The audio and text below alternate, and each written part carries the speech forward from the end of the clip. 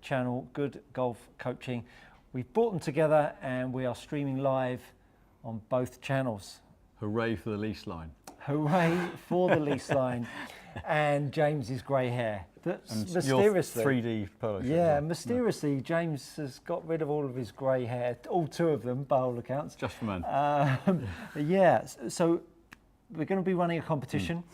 Stay tuned to find out a little bit more about that. It's already in the chats of both channels. So we're taking all of the questions about golf swing and equipment all hour long. This is your opportunity every week to reach out to Simon or myself to answer anything golf specific. I want to say a big shout out to Kate Davey, our in-house strength and conditioning coach, who has just come back from competing in High Rocks Elite 15 Vienna, finished 9th in the world champs in Nice in May. So we all wish her a lot of luck. They're a lunatic when it comes to working out. Glad it's her, not us. Yeah, and just recently started working with Charlie Hull. Yes. Charlie has seeked out Kate's expertise, and Charlie is here training more than regularly, shall we say. Yeah, exciting to see what's going to come from that. Absolutely, and Charlie has already said how much more distance that she's put on in the few weeks that's been training with Kate, and obviously we wish Charlie lots of luck with her pursuits on the golf course. Big year for her, perhaps. I think so. I mean, we said last year, seems like ages ago now, but I think with her progression last year, I think you kind of feel like settling, understanding herself, knowing condition-wise what she's dealing with, and so therefore being able to, one would assume, just a kind of calmness, I think, rather than going, should I be thinking this, should I be doing that, why am I not doing this? I think just her game just seemed so much more settled last year, and to come so high up in those couple of majors, just knocking on the door now, I think. 100%, 100%. So the competition that we are going to be running, all you need to do is subscribe to Precision Golf channel, Good Golf Coaching channel, and in both of the chats, enter in the word competition.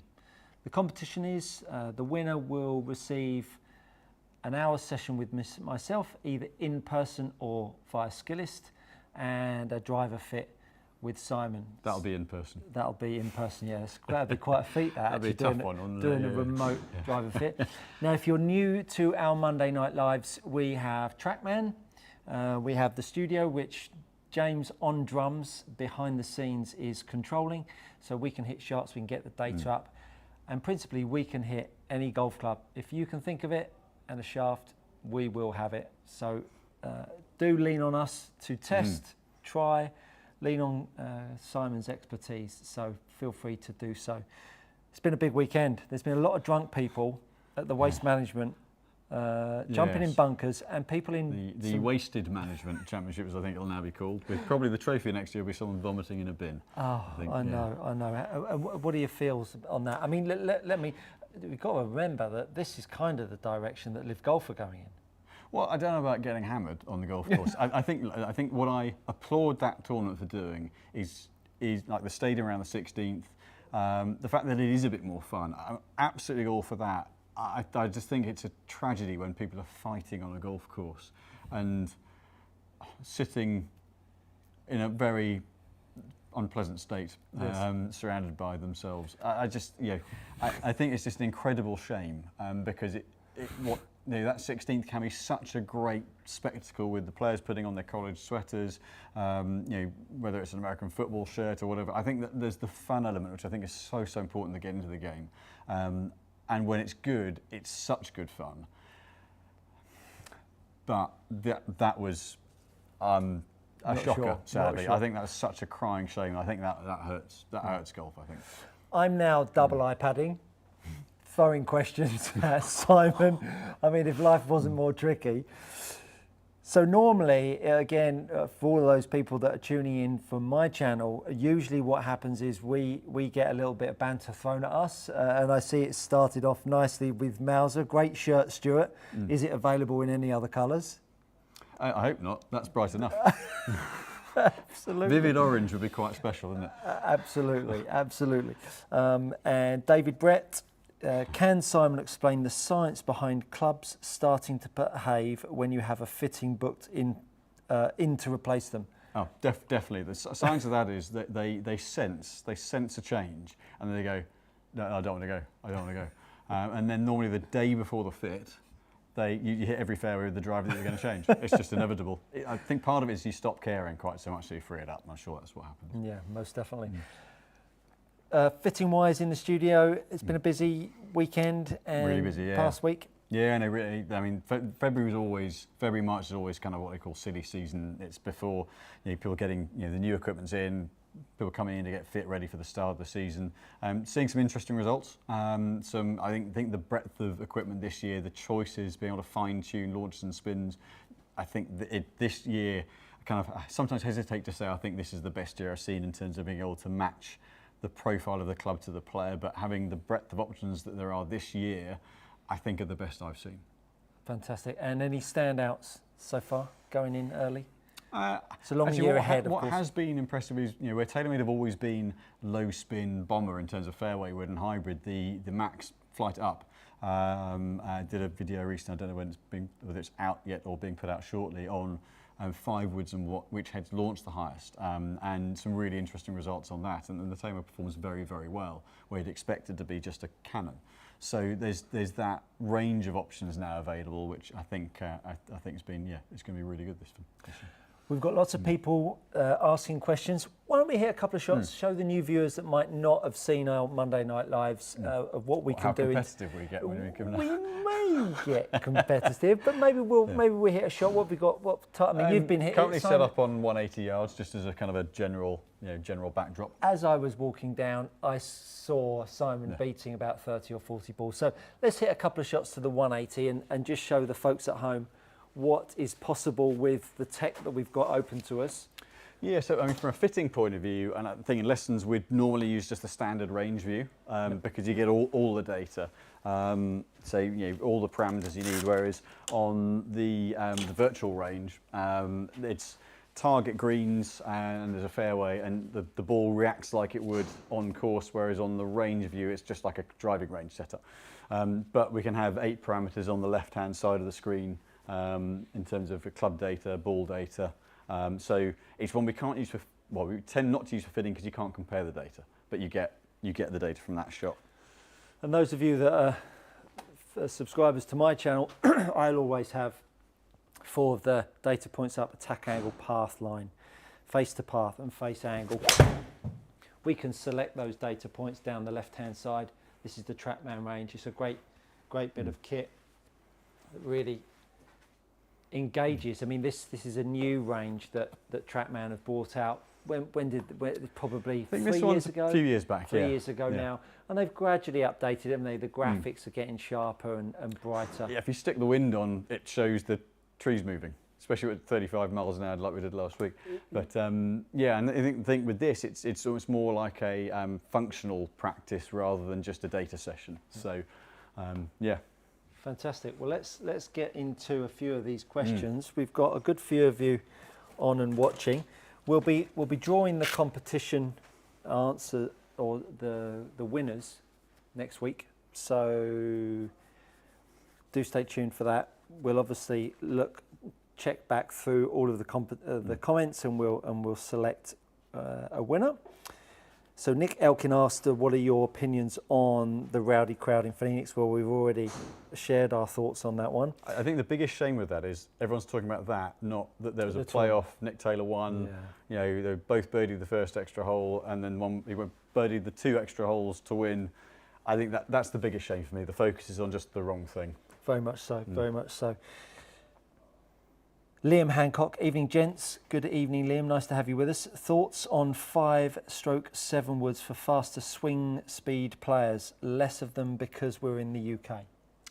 Yes. So part of that is I think we're seeing more of them now that heads are getting lower spin and the balls have got lower spin. So actually, we're seeing more higher speed players going into 5 woods than I've seen for a very long time. And I'm actually going to build one up soon, and I haven't ever played one because I've hit it too spinny. But I think in the UK, where there's a bit more breeze, You know, the wind swirls around the courses around here quite a lot. With a 7-wood, the ball can stall up and then get moved around by the wind too much. So a hybrid or a longer iron goes through the wind more. But we are certainly doing many more sets where we're building a 4-wood and a 7-wood instead of a 3-wood and a 5-wood. So we're seeing, you know, a lot more lofted woods now. Interesting question in from Jeff Berger. Seems like a shorter putter backswing increases your odds of returning a square club face. What do you think? From my perspective, if you have a short backswing, if you're not putting on fast greens, you're going to have an incredible amount of acceleration with the handle. And when you do that, your grip pressure is going to have to increase to make sure that the club head comes with the handle, or else you'll just simply leave the face open. And that could lead to any number of things. I think if you are playing on the PGA Tour or a golf course that's running at 11, 12, 13 on the stimp, short backswing, go for your life. But I think if you're playing in the UK, and we're running probably at best at some of the golf courses around 8, 9, if we're lucky, short backswing isn't going to work a whole good way. So I would dissuade people from being short backswing. If anything, you're better off having long to short than short to long. Yeah, then pace control. If you, as Stuart said, if you've got a high acceleration rate, then there's this phrase, it can go off in your hands. The ball can just, in no time at all, can get away from you, or you end up backing out of it and leaving it short. So yeah. Very much so. Of course, to enter the competition, you need to write competition on both the feeds, and obviously we'll go check back over so that we know that you've subscribed to both. It's like looking at like a. I'm glad I'm here and not there. I know. So Graham Foster, Cross-eyed by the end do of it. you have any information on the VA putter shafts? So we saw Victor out in Orlando a couple of weeks back, and essentially they're different weights. So the Badass is a little bit lighter, and the Villain's a little bit heavier. The Villain's are slightly higher grade, higher premium material, so it's going to come in at a little bit higher cost. But really, as with all the composite putter shafts, so they do different weights. It's about getting as much stability as possible. It's a bit of the thing to be doing at the moment. It doesn't suit that many people. Certainly in the UK, where we've got slower greens, you need a bit more of a hit. On quicker greens, it's like the Stroke Lab Odyssey shafts. They work better where you don't need as much of a hit. But really, it's to reduce vibration, rotation, and keep the head as stable as possible at impact. As you will have started to get the vibe, Simon knows his onions when it comes to golf equipment. Don't like the taste of them though. No, So. well, no, there you go. Red, white, or otherwise. Horse racing legends, we've got all types of YouTube accounts here. Good evening. It's amazing how money spinning YouTube golfers have become. Rather than seek out famous players to play with, it's the pros who are now seeking out YouTubers. Even Rory has been on recently. I think this is it's a really interesting comment. I don't think maybe folks out there at home appreciate the kind of revenue that these YouTube channels are creating for, I mean, people like myself, who's, you know, my time, I can only sell out on an hourly rate. I can start to put out content that gives me a passive income. And if the content's good, then why not? And I think there's a lot of golfers out there that have gone down that road, likes of Rick Shield, Peter Finch, that have used their early days as a golf coach to fire up the band of a YouTube channel. And absolutely, it's great exposure because companies know who they're getting access to because of these channels. The analytics behind the scenes of a YouTube channel is absolutely extensive, and it might be even interesting one day to share that sort of insight, which I'm sure you can find online anyway. But the analytics really give you an insight into what people like and enjoy, how long you watch for, where you're watching, thumbnails.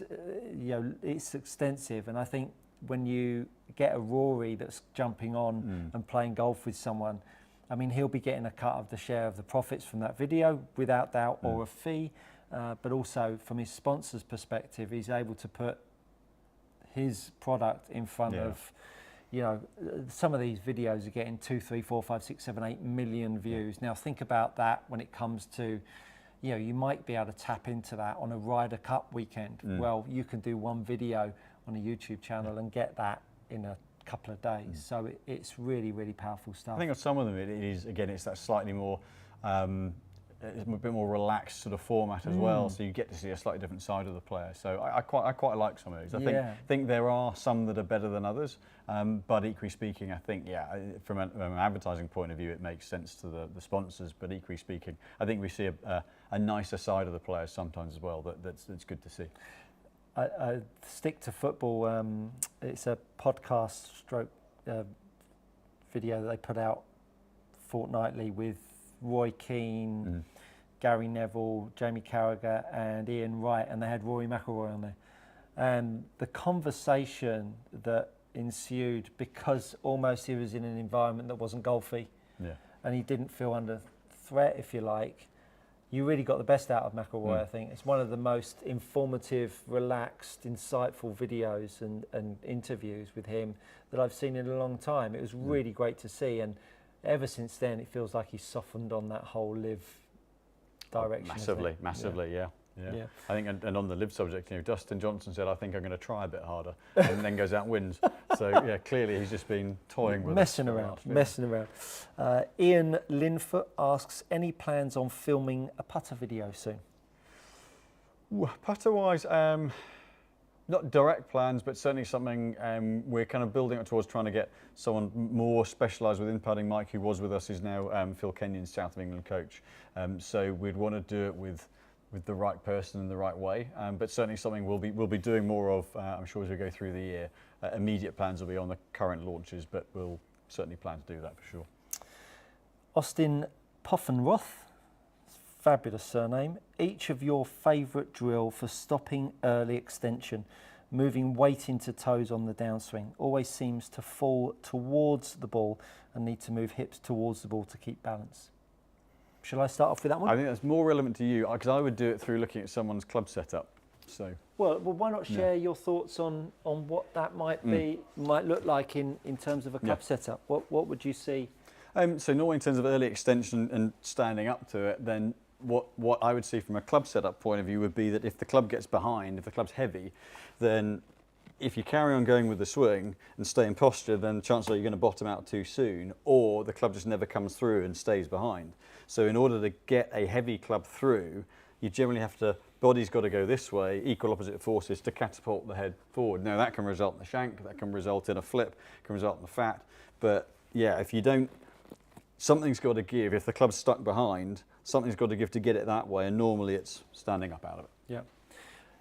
So, I mean, I think, when you talk about the weight of the club, it can really push the golfer in different directions, can't it? And I think that's the heavier club is probably the one you see more of over the light one, would you say? I think so. I think certainly historically, where most golfers have played with, either they've got clubs they've had for 10, 15, 20 years or more, or they're a set they started with that someone's just given them that's a set of old hand-me-downs with dynamic golds in them, and there's just a lot of weight there.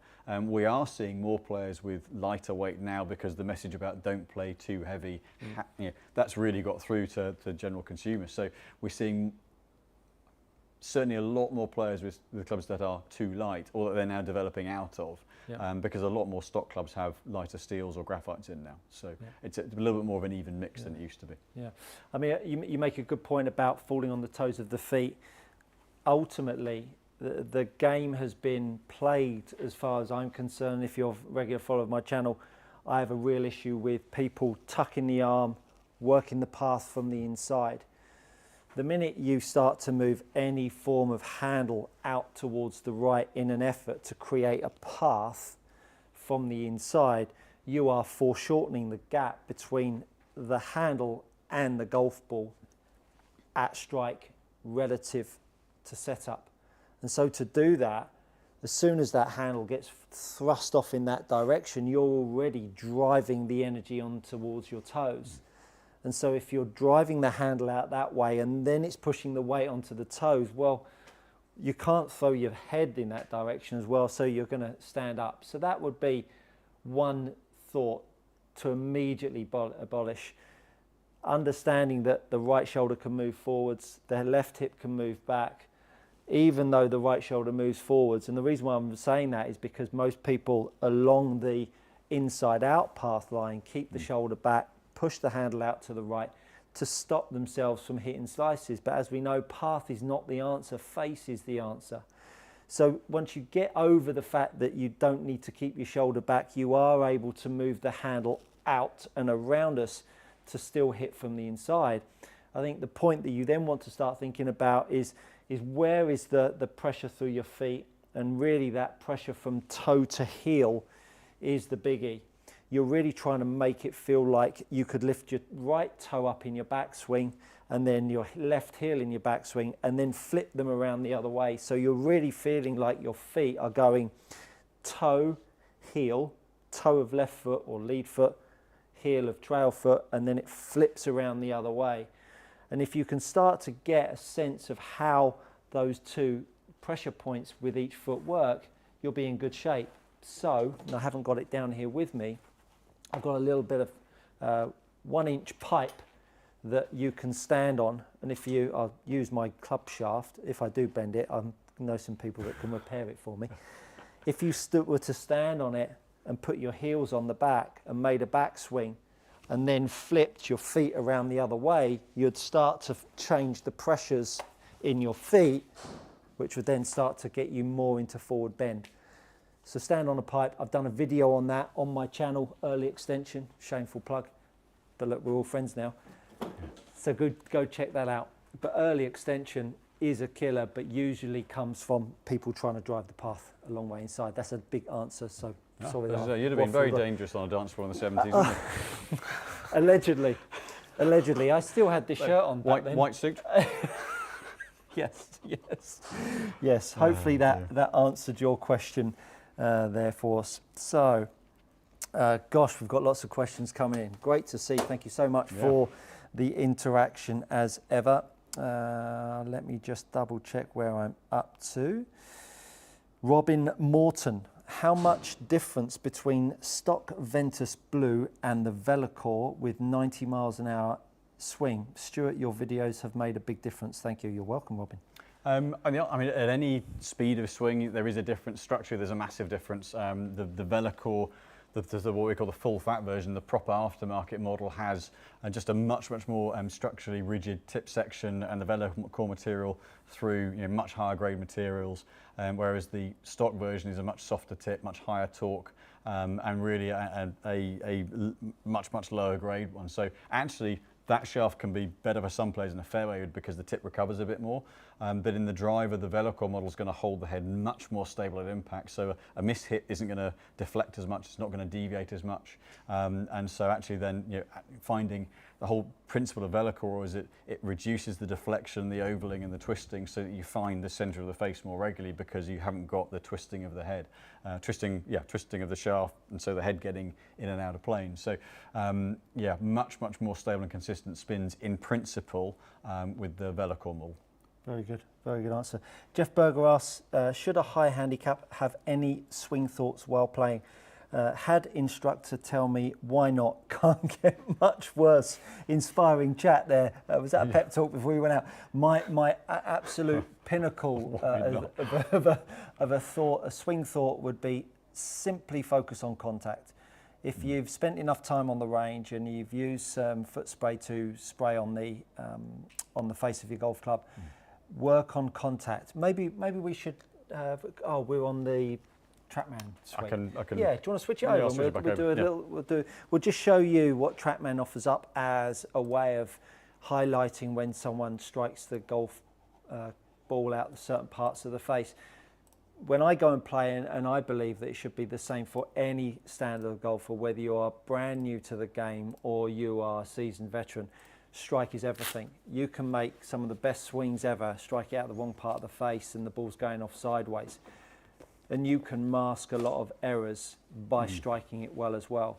So Simon's going to hit us some drivers here. Now, for those of you, and not to get too complex here, but a face to path value is something that tells us where the ball's going to bend.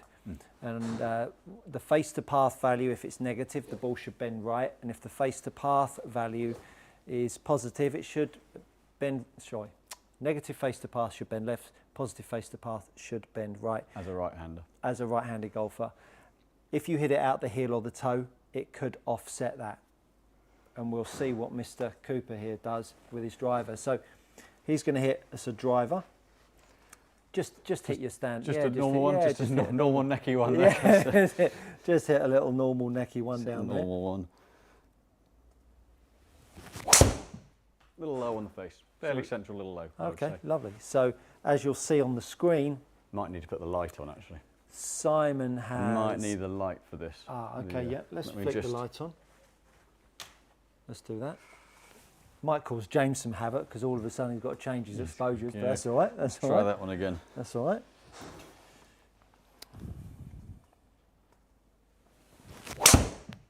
So Trackman needs some light to see the golf ball. Now on the screen, the face to path value, which is telling us where the face was lined up, whether it was closed to the face or open to the path. When we look at the spin axis, this one here. So the spin axis, which is the last box on the right hand side, that'll tell us whether the ball bent to the left or bent to the right amount relative to how closed the club face was. So it's about 4 times. So 4 times the 3.5 degrees of closed face to path. So you can see 3 4s are 12. So that club face and golf ball and strike all lined itself up. Now, arrowed into that bunker up the left of the first of my home club. Yeah. Now let's see if you can get yourself a closed face and hit her out the heel. Okay.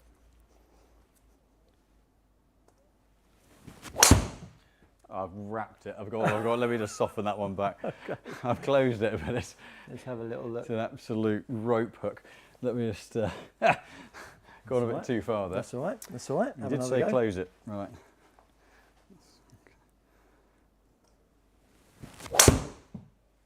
So the gear effect Very for those slightly heely.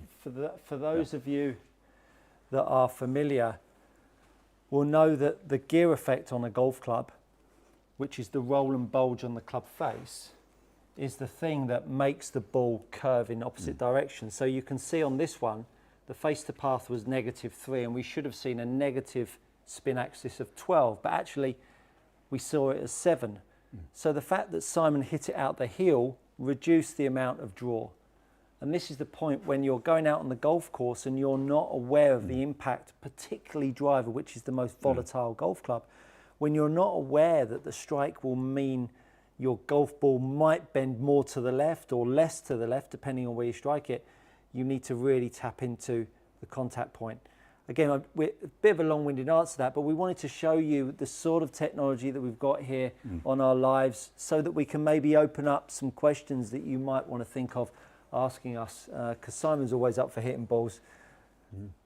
We'll flick the light off. Yeah. Let's get the so that we light levels get back. Get that back to where we like to. Good to keep the back moving, isn't it? Yeah, exactly. So in answer to your question, always think about strike more than any other thing.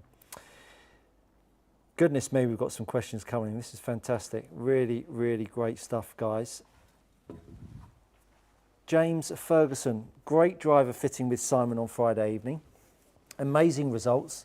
I'm still gobsmacked. My question, I've had many lessons, but was there any point you transformed my swing using technology alone? Well done.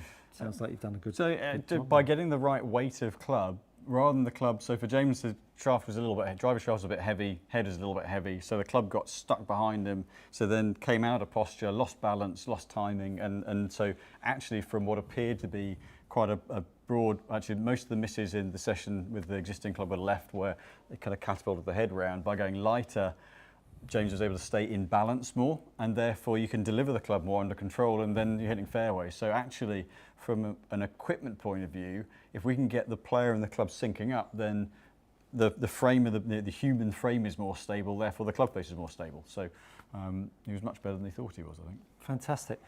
Well, we might have to change these 1 hour Monday Night Lives to 3 hours by the sounds of things. So I'm just going to answer a question from Tom Ashmore. Stuart, could you give me a drill to help start my backswing up to P3? I tend to roll my wrists and get the club behind me, getting too deep. Great question there, sir. So a lot of us think about taking the golf club away, taking it to the side, and often pulling the club head to the side, as you'll see, the club head will move around. Now, what we need to understand is that actually to get the club head moving away, applying pressure down through the butt of the golf club and lifting the club head up by using our hands to lever the club head as I start to move, in our case here, our tummy away, all of a sudden I can push down with the butt, pull up with the club head as I move my golf club around. And so now what you see is the left hand moving inside, the pressure in my grip lifting the club head up. Now all of a sudden the club head is up and outside my hands. The last thing you'd ever want to do is start pushing the handle away just in an effort to keep the club head out in front of you. It's the worst thing you can ever do. This golf swing is a rotary motion. That shoulder, if it's moving around us, should make that left hand move back inside. So the handle in, butt down, club head up, and you'll start to really move the handle in and not swing the face in and around you too much. Hopefully that helps. Lovely. Good stuff. Maybe you take that one. So I'll take this one. Yeah. And then we'll sort of bounce between the two. We're thinking on our feet here. Go.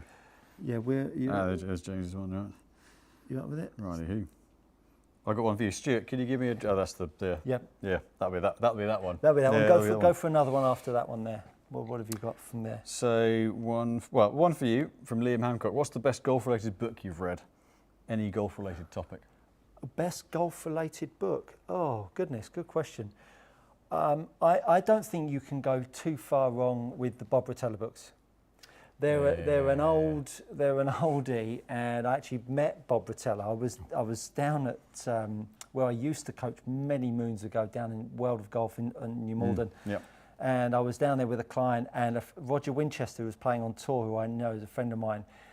He walked down the range with Bob Rotella, and they were hitting some shots. So I got to meet him and had a chat with him. And I think those books are so nice because it's giving stories of how golfers thought. And I think the best one out of all of the books is when Fred Couples goes to Bob Rotella and he says, "Hey Freddie, what do you need?" He says, "I just want something to think about with my long game." He said, "Well, what do you think about at the moment?" He said, "Well, I think of the best ever shot I've ever hit when I stand over the golf ball." And Bob Rotella says, "Keep doing it, Freddie. Keep doing it." Because it's, it's all you can do, right? It's not a bad image, yeah. So I think Bob Rotella and his books of Golf's a Game of Perfect, or Golf's Not a Game of Perfect, Putting Out of Your Mind. There's some really good books in there. Yeah. For me, if you like a bit of history, The Match. That's the one where I think it was Hogan, Byron Nelson, a couple of amateurs played around Cypress Point. If you like a bit of history, that's quite a good one. It's a nice read. Yeah. I think that it's good. Golf books, from that standpoint, the history stuff. There's some lovely old wives' tales. Some, I remember, just going and playing these rounds of golf and conversations with different various people is great to see. Mike T, any golf bags you recommend to stop clubs clinking when carrying? There is. I can't remember the brand of it. There is a bag that each club section has a clip, and it stops them rattling around. But it's not very helpful because I can't remember the brand, I'm afraid. But there is one. We'll stick it in the comments later on. Have you tried the UST Dart V iron shafts, 120 F5 specifically? Those ones not specifically. The range, yes. The Recoil series have been around a long time. They tend to be slightly softer feeling, a little higher launching. So the 120 F5, the F5 stands for X-Flex. Very, very stable. In theory, a little bit higher launch, more kind of mid-balance for that type of a weight. Mark Tizard asks, all my lag has gone out of my golf swing before I get to the golf ball, so no power. Any suggestions? I can give you a very quick tip on that. First of all, you need to make sure your hold is a little bit stronger. Most notably your left hand. If your left hand is weak, if you were to lag and load the golf club as you come in, which promotes a little bit more shafting, you'll leave the club face open. So make sure you get your grip a little bit stronger. Go check out on my channel, Ultimate Grip Guide. You can find out how to hold the club appropriately. So check your left hand grip first of all. And then my advice to you would be to get the golf club take all of the wrist set out, get your arms and your shaft all in one line, and then pull on the golf club where you start to feel how the golf club can start to load. And when you feel it load more, you'll feel the angle of attack go up. And if your grip is weak and you apply that, you'll start popping them out to the right, which is why your grip needs to get stronger. So take the set out, start pulling on the golf club, which will load the shaft, and it will start to get a little bit more pressure on the golf ball. But grip and that little drill should help you out with that. Some of it can be just also body not turning. If you lack mobility, then actually if the body's not turning, then the arms are going to dump it. Yeah, 100%, 100%. Norwegian Warhound. Hey, nice to see him back. I'll restrain myself from from entering the comp due to obvious logistical issues. How would you remedy heavy iron heads that have a good shaft for you, but swing weight is very heavy? Cheers, guys. Depends what length you're playing them at. I mean, some heads just are, unfortunately, it's a difficult one because you can add weight to heads, but you can't take it out. So depending on the head itself and depending on what length setup you've got, unfortunately, it is a difficult one. You can make the swing weight lighter by going a heavier grip, but then you're just going heavier to make them swing lighter, which is sort of a bit what we call arse about face, which us Brits being the other side of the pond, that phrase might not make sense, but it's just it's a difficult one. If the heads are heavy, then you're kind of firefighting an issue that is pretty irredeemable. Yeah, get yourself fitted, NWH. Punky Brewster, he says we're his two famous Brits. Two favourite Brits, should I say. Very kind. He asked, I was playing around with a Japanese putter grip. This is on my channel, but this is for you, not for me. I was playing around with a Japanese putter grip the other day. If you're familiar with that grip, what are your thoughts on it? I read it may help keep the shoulders square. Are you familiar with that grip? Is it just a Japanese? Japanese putter grip. Familiar with that? Unless there's a particular model. Maybe give us a bit more detail on the model of it, and so I mean, there are some pretty. I'm not familiar with that. Pretty unique and funky Asian products we don't get over here. But if it's a brand called Japanese putter grips, I'm not particularly aware of them. But if it's a Japanese brand, then let us know the brand, and I'll see if I'm aware of it. Yeah, no, absolutely. Kevin Phillips, would you consider Project X rifle iron shafts tip heavy or neutral? Thanks. It's a technique. Okay, right. I'll come back there. I'll answer the project. The Project X shafts are lower mid. They're not heavy. They're not particularly tip heavy, but they are structurally a very stout shaft. So yeah. There you go. Yes. I have seen it. Punky, I'm not a fan of that. No. It looks slightly questionable what he's doing with his fingers looking at that. Yeah. But no, sorry. Okay, so I thought I was in club fitting mode. No, not a fan of that myself. I think that the principle I have seen talked about, which may or may not, it's something that. Problem is, any grip can work for a player at a particularly given time, but kind of trying to get the elbows in the palms, in theory, reduces rotation, but. You're putting yourself in a functionally fairly non-normal position. The trouble that we've got with putting, and when it comes to technique, is that principally, we're trying to get the spine and the club shaft to work in an ideal world, in a perpendicular nature, which is why Michelle Wee stood to the putter like so. Because that means that you could get the putter head going as close to straight as possible. The minute that we're on an angle, we've got to arc the head in and in. So by any amount of the shaft is up, you're reducing that arc and therefore giving yourself a much better opportunity of getting the face lined up. But that's not taking into account attack angle, then miss strike. There's so many variables. My best advice with anyone for putting is get your face alignment sorted. We see more people, particularly with the fittings, more people with misaligned putter faces than we do any other error. I had to paint out the line on my putter because actually a line towards the hole I see is left, whereas actually a Versa style putter I use the face. I'm much better at using the face to align and square off than a line down the target line, which sounds strange. And these aren't that stronger glasses, but yeah, how you see the putter from an alignment point of view is critical to your setup position. Yeah, 100%, 100%. Niels Axelson, nice to see you, Niels, a regular of our Monday Night Lives. Simon, you seem to have a very ingrained swing. Do you ever get training from other people or only from TrackMan numbers by Stuart maybe? Well, we have a cheeky little session on Thursday morning booked in.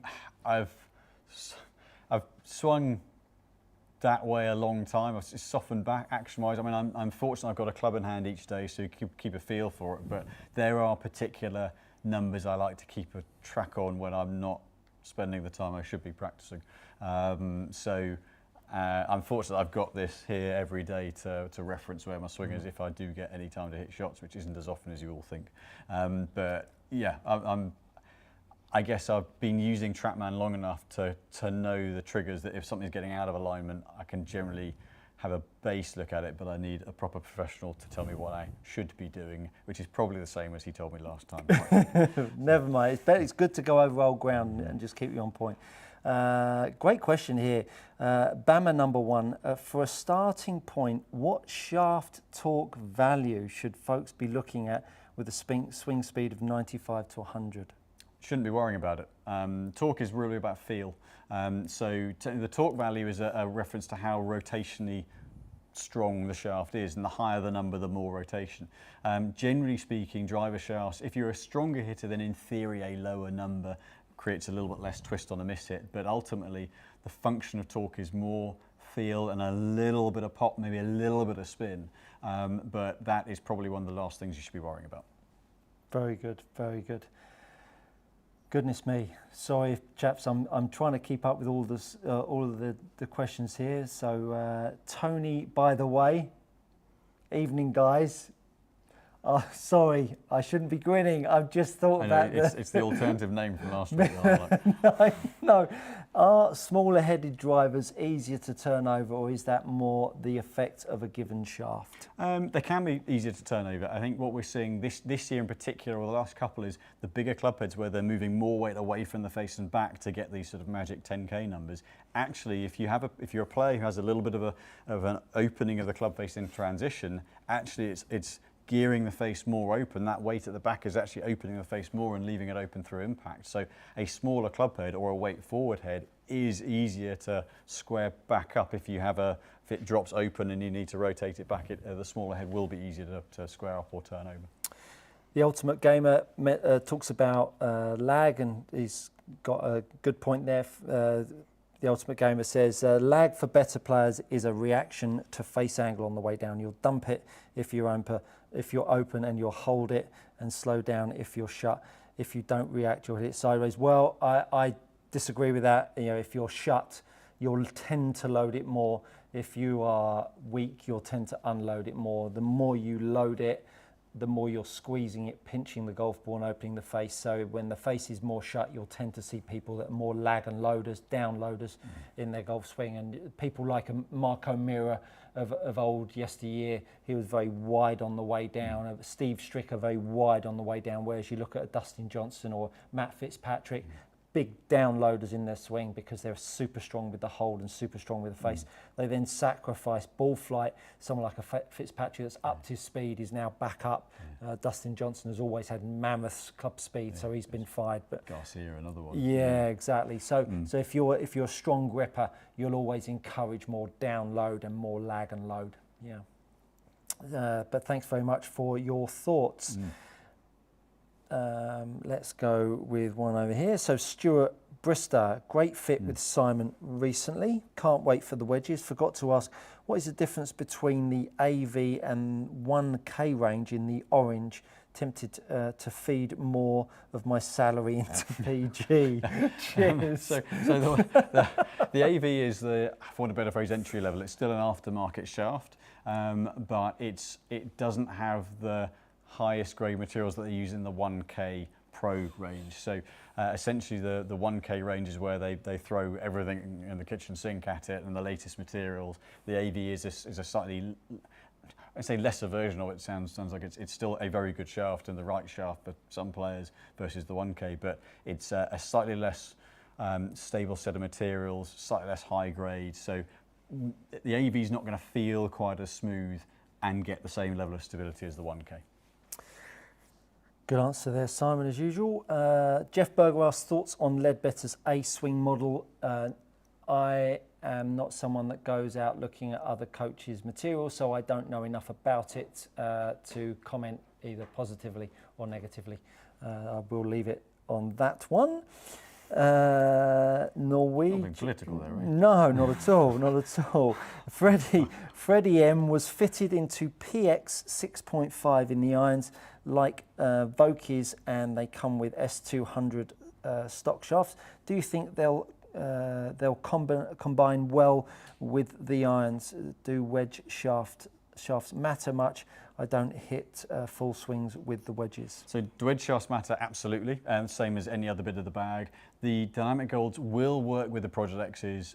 They'll give you a little bit more feel. The Project X's are very, very stable through the midsection, so you don't generally see a lot of players using them because that tendency when you rein the swing back a little bit, you want a bit more give and kick from the shaft to get some feedback. But from a weight point of view, they will complement it well. The weight's the key thing. If you're in a 95 gram steel shaft or a 75 gram graphite and you play the standard Dynamic Gold at 130, 135, it's not going to swing well for you. So in the same way as the full swing irons and the drivers and everything, shaft weight for timing and control is critical in wedges too.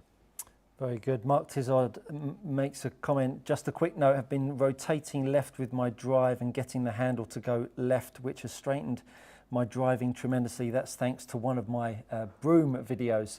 Yeah. If you've not seen them, there's 4 of them. Go over. There's room on the broom. There's room on the broom, baby. Who knew a garden broom could be so useful? Niels Axelson, record numbers watching live this week, chaps. 93 at the time of writing, plus 40 at Good Golf Coaching. I know, it's brilliant. Fantastic. Thank you for all the support, everybody. Absolutely, great. absolutely. Much appreciated. And this is a weekly show at 6 o'clock that we run every week, and I think it's a really good point or time to let you all know about our Team Challenge trophy that we're running out at the Costa Navarino Resort with our trusted travel partners at Golf Escapes. Simon, myself, Roger Chapman, the senior tour major winner, multiple champion major winner on the PGA Champion Tour, Paul Nestling, and our other resident coach here, Lewis Sparrow, heading out to Costa Navarino. If you want to find out more and you might want to join Simon's team or my team or one of the other guys, go over and check out teamchallengetrophy.com where you'll find all of the information and where you can enter. We'd love to have you along. Yeah. We'll be here, James will be there,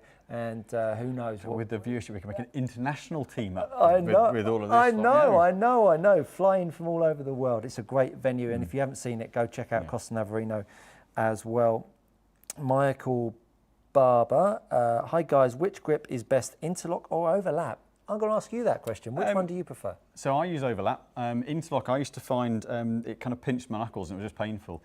Historically, I've always heard people say if you've got small hands, use the interlock, but I don't have large hands and the overlap's just more comfortable for me.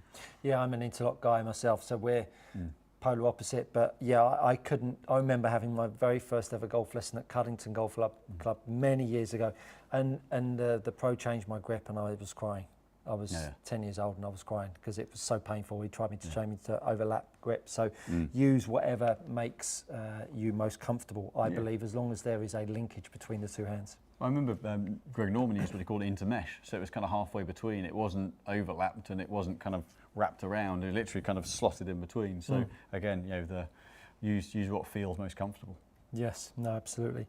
Glenn Williams, hi guys, played tennis and badminton as a junior, quite a high level. I've quite active hands, which I'm doing my best to calm down. Will a lower torque driver shaft also help? No.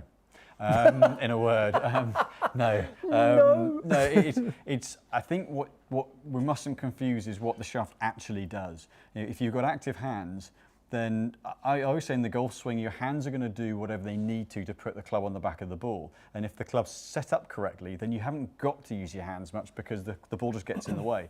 In the same way, if you throw a ball, you don't kind of flick your wrist at it over there, you just let go because everything's connected and together. It's the same thing with the golf swing. You haven't seen James throw, have you? is it like an octopus form? So it actually, the better the club setup that suits the way that you move and develop your speed, the simpler the impact gets, and the more you can just freewheel through it. So torque, stiffness profile, flex make no difference from the shaft. The weight and the balance point are the bits that are going to help. Good answer. Norwegian Warhound says, I'll restrain myself from I'll restrain from entering the comp. How would you remedy heavy iron heads? Oh no, we've answered that question already. See, sorry. Your thumb's playing I tricks on you. know. Bhupinder Bogle, I saw him today BP. in the gym. I Done. know. I mean, that's done. admirable. I think it's more admirable than I'm managing them. I think the bag Simon was referring to might be the Motor Caddy Protector cart bag. The clubs almost lock into their own compartment. Good work there, Bhupinder. Thank you for that. We've Team got Mauritius. Yeah, exactly. Mark Tizard. Just a quick note. I've been rotating. Oh goodness me, I keep answering the same ones. Barmer number 1. Thank you, Simon, for answering Bama's question about the 95-100 torque question. Stuart's broom drill has helped me tremendously. You are welcome. And your wife's happy because the patio's clean. Exactly, all these patios that are clean all across the world, and everyone's improved their golf swings. Fantastic. Nick Lutton, hi Simon and Stuart. I've heard that shaft classification is inconsistent across manufacturers. Has progress been made in trying to achieve industry standards? Love the Monday Night Lives, by the way. Thank you very so much, Nick. I think the answer is yes and no. I think ultimately the classifications you're talking about are weight and flex, and it's only relevant to that range of shafts and what they're trying to achieve with them. So, actually, Acura as a brand have constant flex across all of their FX ranges. So, for example, which is becoming the GX range, in that you've got the 140, 150, 160. The regular is the same flex across all of those models, but across the different brands, if you take Mitsubishi, the AV white versus the Tensei Pro 1K orange in a 50 and a 60, the regular is going to be a different flex because the shafts are designed to do different things. So it is something that there is a lot of shades of grey with. There's the company Cool Clubs has developed the S3 machine. They've tested almost every single shaft out there, and there is a normalised set of tests on the same machine for torque, flex, kick point, balance point, but there aren't many of us who have access to that data. So it is a minefield, I don't see it something that's going to clear up in the main for quite a long time, sadly. Very good answer as usual. Tony, by the way, thanks guys. So of the smaller heads on the market, which couple would be your favourite for feel and performance, not ping?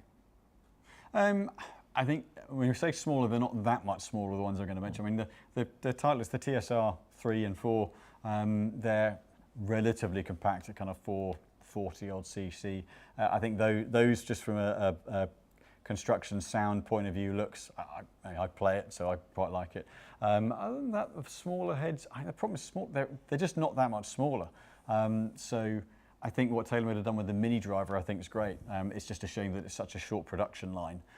They do what they call a kind of a hero product where they do a limited production run, get it out there, sell out, and then job done. And so fitting wise, we never get them in the studio because by the time we've got the demo, they've sold out, so we can't get any more. And I think it's a shame that that product doesn't carry on through the season. Very much so. If you're watching, do give us a like and a share, and maybe invite your friends along next Monday Night Live, because the more the merrier. We will answer all of the questions best of our ability. We give a little cut off pretty much 5 minutes before, but we've pretty much got through them all, which is fantastic. Steve Durrington. Hi guys, do you usually see similarities between fitted driver and fairway shafts? Obviously fairway usually heavier. Also any tips for fairways hit driver and irons well but got lost with fairways? So they used to be more similar when the head sizes weren't as different. Now driver you tend to play a stiffer tip or a lower torque shaft because the bigger head gears and twist the shaft more, so it has to cling on tighter to stop the deflection. Whereas on a fairway wood, you generally play a softer tip shaft to get the smaller head recovery and to get a bit of feedback and a bit of launch out of the shaft. So now we tend to play a bit of a different profile than the driver and the fairway wood. Yep. Tips on the fairway wood. I mean, actually fairway wood, if you're hitting your driver well and not the fairway wood and you're hitting your irons well, it could actually be shortening the fairway shaft. The driver being teed up, ironically, you've got so much more margin of error on strike and depth and height at impact that you can get away with a lot more. And a lot of players struggle with the fairway wood because off the ground you've got basically certainly low, zero margin of error, and the margin of error the other way is a complete thin. So actually it's much, much harder from a striking point of view. So potentially shorten the shaft down a little bit. As long as you manage the head weight, that could be a solution. And also understand what type of golf you are. If you are someone that slices the golf ball, grab less loft on your fairway wood, because if you're chopping it up into the air and you're getting too much spin, drag some loft down. If you're someone that is a hook golfer, bit light in launch, add loft to it so that you can hit down and still get some loft. So I think that's where good fitting plays into it. Identify the swing trends and the flight trends, and you know, it might be a shallower face, might be a shallower head works well. Sometimes a deeper head works better. So very much. We've got a contender for name of the night. So we've got Tony, by the way, on Precision Golfs, and we've got Jing Ping on mine. Yeah, it's cracking name, cracking name. I would like to wish you all Happy New Year and good luck in the year of the long Chinese dragon. Yes. Yeah, I'm a Chinese dragon. I was born in 1976. Is that why you're wearing that? That's why my dragon outfit. You got your scales on. Got my scales on. Yeah. 1976. 1976. I'm a dragon. Yeah, fire dragon they call it. Not just a dragon, fire dragon. It's just fire dragon. dragon. I wouldn't know. 1980. I wouldn't know. Well, probably a rat or something like that, I would imagine. Bama number one, our Simon, question concerning Superstroke putter grips that Tour pros use. Is there a negative point given the weight of the SS grip of around 80 grams? Actually, no. The 1.0 is the heaviest grip at about 75, 80 grams, but the 2.0 and 3.0 in the Tour series are actually lighter. They're actually not a heavy grip unless you put a counterweight in. So actually the Superstroke weights are good for going bigger without making the putter grip heavy. Jams TV, any tips, any top tips for backswing triggers? Good question. Good question. It's easy for you Got to one. say. This is super easy question. And you're going to go, oh, why didn't I think of that? Stand yourself over the golf ball. Count to 3, and when you hit 3, 1, 2, 3, you go. Triggers in backswings are usually because you can't get started. Well, just back yourself into a corner. When you hear the word 3, just pull the golf club. If you're thinking about what to move first, I would always try to feel that the right foot pushes and the handle pulls. So I'm feeling like I've got two forces working against each other. I'm trying to use my right foot to push me towards the target, and I'm using my handle to pull away from the golf ball. And it's something we've worked on with yourself, Simon, isn't it? Yeah. You know, you can get, like, you want to get moving, but you can't get the club head moving. And that's not why you necessarily do it, but you see it with golfers, how they have that big sort of a sway off the golf ball, the club head's still back here, and then they drag it away. Why not activate your feet and activate your top half? Get the club head moving by pushing it away, and so you don't push yourself off the golf ball, use the right foot to push against it. And then what starts to happen is you start to then open your pelvis up and stay a little bit more centered. Yeah, because I always used to sway off the ball, and I got to the point where I was trying to work out how do I not sway, and actually, as you say, it's actually just push off the right foot to move the other way rather than trying not to move. Actually give yourself something positive to work towards rather than trying not to do something. 100%. Well, I believe we have cracked on through all of the questions. Very I mean, impressive. we've done well. You went through 2 or 3 of them 4 times. 4 times, Very impressive. I know. Well, listen, chaps and chapesses, this has been our very first evening of the 2 channels coming together and bringing you what I think is a lot of fun on a Monday night. If there's any questions... If it's not for you, it is for us. Anyway, yeah, we absolutely love it. This is a regular item every week, 6 p.m. And if you want to come down and watch one time, just opposite the line, you can come and watch. But it's a great opportunity for us to flex our knowledge, give you an opportunity to ask questions that you might not have a resource to do so. So we are here every week, and most importantly, tell your friends. Yeah. Don't be shy to ask us if there's stuff you want us to hit. Like last week, there were lots of things people asked us to hit. Yep.